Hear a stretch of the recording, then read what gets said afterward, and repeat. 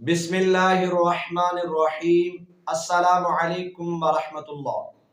ایک بھائی نے سوال کیا ہے، اگر بلی کسی برتن میں منہ ڈال دے کیا وہ برتن اور وہ چیز ناپاک ہو جائے گی؟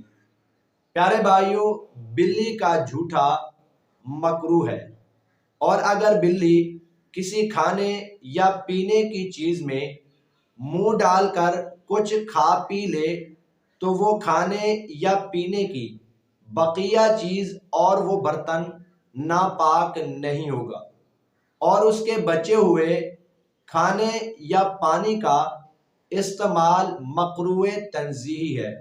لیکن اگر آسانی سے اس چیز کا بدل نہ مل سکے تو استعمال کر سکتے ہیں، اور اگر بلی نے چوہا وغیرہ کھانے کے فوراً بعد برتن میں منہ ڈال لیا تو وہ چیز ناپاک ہو جائے گی، لیکن جب تک اس کا یقین نہ ہو تب تک ناپاکی کا حکم نہیں لگایا جائے گا۔